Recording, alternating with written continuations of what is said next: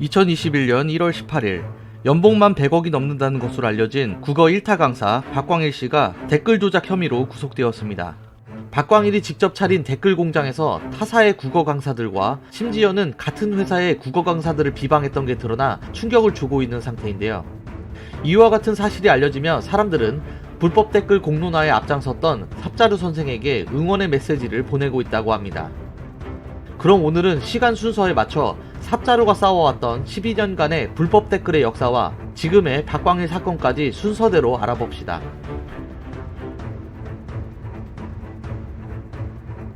삽자루, 그는 2000년대를 주름잡던 독보적 수학 1타 강사였습니다. 수학에 대한 두려움을 없애라는 취지의 그의 실제적인 풀이 방식은 사람들에게 희망으로 다가왔고 수포자들에게는 구세주라 불리며 인기몰이를 했습니다. 거기다가 항상 최신 트렌드를 살펴보며 학생들에게 재밌게 다가가는 그의 방식에 학생들은 찐팬이 되며 그를 칭송하곤 했습니다. 허나 어느 순간부터 인터넷에서는 삽자루를 비롯한 몇몇 강사들을 의도적으로 비방하는 댓글들이 우후죽순으로 올라오기 시작했습니다. 수상함을 느낀 삽자루는 이에 대해 조사를 해보았고 이에 조직적인 댓글 알바인 것을 확인하게 됩니다. 수만위에서 특정 A 강사와 삽자루를 의도적으로 심하게 비방하던 아이디들이 모두 하나같이 앞뒤가 안 맞는 모습을 보여줬기 때문이었습니다. 한 아이디는 1시간 만에 예비 고2에서 고3 재수생이 되는 기적을 보여주기도 하고, 사탐 선생님을 추천해달라는 닉네임은 아이디 바꾸는 것을 까먹었는지 본인 글에 본인이 답글을 다는 어이없는 모습을 보여주기도 합니다. 여기에 자신이 고1하던 인물은 3일이 지난 뒤엔 삼수를 한 재수생이라고 글을 써놓기도 했으며, 강의를 추천해달라고 말한 지 2시간이 지난 뒤엔 완강을 했다며 선생님 홍보를 하는 글을 올려대기도 합니다. 2시간 만에 완강한 거면은 30배속으로 본 건가? 해당 아이디들은 모두 하나의 동일한 특징을 가지고 있었습니다. 월요일부터 금요일까지 주 5일간만 딱 댓글을 달았으며 9시부터 시작해 5시 30분까지만 글을 올려댔습니다. 물론 모든 내용은 특정 강사에 대한 의도적인 칭찬글과 삽자루와 A 선생을 비하하는 글들이었습니다. 너무나도 어설픈 조작이었지만 2009년 당시에서는 댓글 조작에 대한 인식도 미약했을 뿐더러 검색 기능이 좋지 않았던 시대였기 때문에 이 글을 본 학생들은 이 조작 댓글에 속아 넘어갔습니다. 이런 모습을 본 삽자루는 이때부터 발키리라는 영상을 제작해 사람들에게 알리기 시작했고, 우연치 않게 댓글 조작 회사를 적발까지 하게 되면서 불법 댓글 근절에 앞장서게 되었습니다. 그렇게 삽자루는 계속해서 불법 댓글을 적발해 나가기 시작했습니다.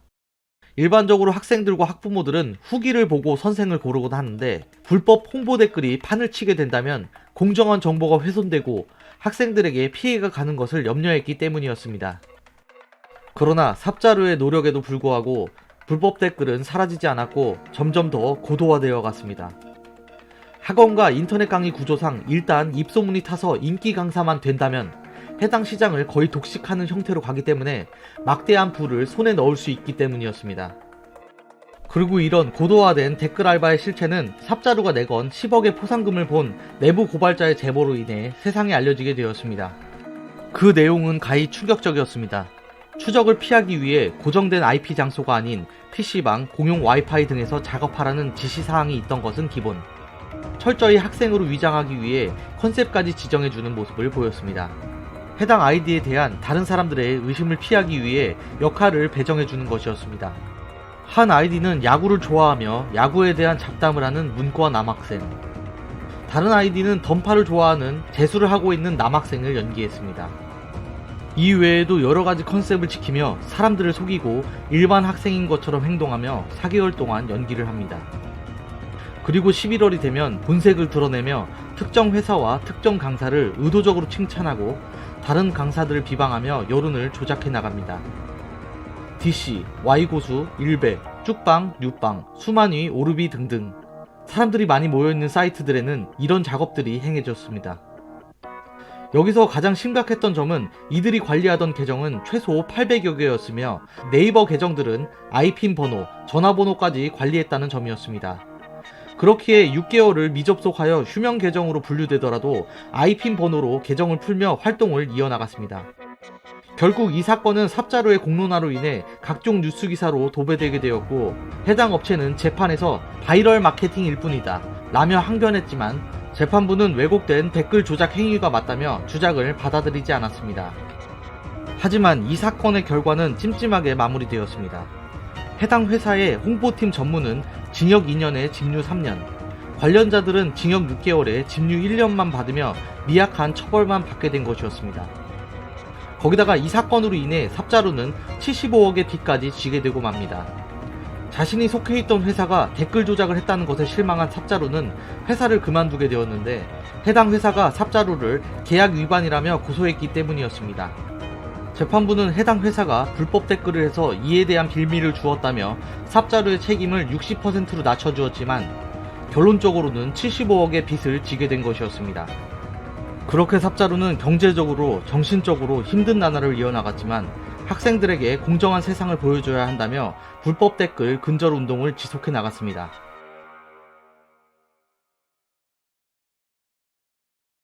그러던 중 2019년 6월경 삽자루 유튜브에 하나의 영상이 올라옵니다. 오브 더 팡일, 바이 더 팡일, 포 더 팡일이라는 제목의 영상은 당시 1타 강사로 국어계를 독식하고 있던 박광일에 대한 충격적인 영상이었습니다.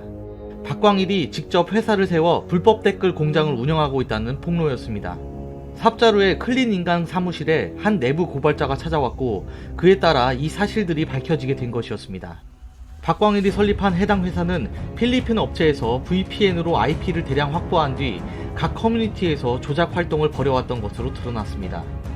해당 회사에서도 마찬가지로 각각 컨셉을 정해 재수생, 이과, 문과 학생들로 역할을 배정했고 박광일 바, A선생 과 등등으로 역할을 분담하며 조직적으로 활동을 벌였습니다. 이들은 체계적으로 공격조와 일반조로 나누어 작업을 수행했습니다. 상대 강사를 비방하는 까 형식의 공격조의 경우 명예훼손에 걸릴 가능성이 있으므로 어느 정도 직급이 있는 사람이 맡았다고 전해졌습니다. 이들의 범행이 알려지게 되면서 가장 충격적인 점이 있었는데, 타 회사의 국어 강사 비방은 물론 같은 회사의 국어 강사까지도 비방했다는 점이었습니다. 같은 회사 내에서도 국어 지분을 독식하려는 것처럼 보인 것이었습니다.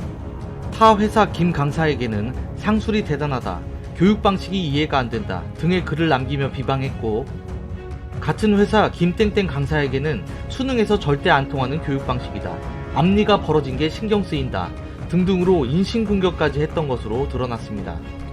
이 영상이 올라간 뒤 마이맥 홈페이지는 난리가 났고 관련 기사만 50여 개가 나오며 인터넷은 박광일로 도배가 되게 되었습니다.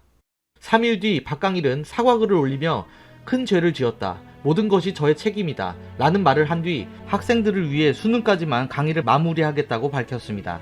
하지만 이후 박광일이 관련 혐의를 부인하게 되면서 조사는 난항을 겪게 되었고 그렇게 시간은 하염없이 흘러갔습니다. 그러나 최근 관련자 중 한 명이 박광일이 직접 지시한 게 맞다는 폭로를 하게 되면서 수사는 급물살을 타게 되었고, 추가 자료를 확보한 검찰은 결국 박광일을 증거인멸의 우려가 있다며 구속시킨 상태입니다. 이런 사실이 알려지게 되자 사람들은 그간 고생을 해온 삽자루의 유튜브에 하나둘씩 모여들었습니다. 하지만 곧이어 삽자루의 최신 근황을 알게 된 사람들은 안타까움을 금치 못하게 됩니다. 2020년경 뇌출혈로 갑자기 쓰러져 현재는 한쪽이 마비되어 제대로 걸을 수도 없다는 것. 삽자루 선생은 사람에게 배신을 당한 것이 제일 컸다고 털어놨습니다. 그리고 한 매체를 통해 제자들에게 당부의 말을 남겨왔습니다. 나를 잊고 각자의 인생을 영리하고 행복하게 살아라. 나처럼 살지마. 라는 말을 한 것으로 전해졌습니다. 박광일의 재판 결과는 상황을 지켜봐야 할 것으로 보이며, 여기서부터는 이번 사건을 바라본 사람들의 의견을 알아봅시다. 삽자루 선생님 죄송합니다. 고3 끝나고 나서 인간계에 관심을 아예 끊어버려서 댓글 조작 같은 건 신경도 안 썼습니다. 혼자서 고군분투하시며 학생들을 위한 것이라고 말씀하시던 모습, 늦게나마 응원을 드립니다. 꼭 회차하시길 바랍니다. 인강이라는 게 결국 후기를 듣고 신청을 하는 거라 이런 현상은 더 심화되겠지. 몇 개월에 걸쳐 저 정도로 조작하는 거면 우리는 어떻게 걸으라는 거냐? 몇몇 아이디는 진짜 DC 수능결에서 봤던 아이디네. 와, 진짜 소름 돋는다. 바이럴 마케팅이라고 주장하는 일부 업체들 처벌 강화하고 모두 뿌리 뽑아야 된다. 이건 사기 아니냐? 한국에선 이미 정의구현이라는 말이 사라진 지 오래인 것 같다. 좋은 일을 하시는 사람들은 꼭 결과가 좋지 않으니 너무 안타까운 현실이다. 업계 관행, 남들이 다 하니까 그냥 혼자 가만히 눈 감으면 된다. 세상의 발전을 저해하는 쓰레기 같은 말들 등등의 의견이 이어졌습니다. 이번 사건을 바라본 여러분들의 생각은 어떠신가요? 자신의 의견을 댓글로 남겨주시길 바랍니다. 12년간 삽자루 선생님이 폭로한 자료들은 수백, 수천 개가 넘기 때문에 중요한 자료들만 제시하며 최대한 압축 요약을 해보았습니다. 영상은 이걸로 끝입니다. 끝까지 봐주셔서 감사합니다.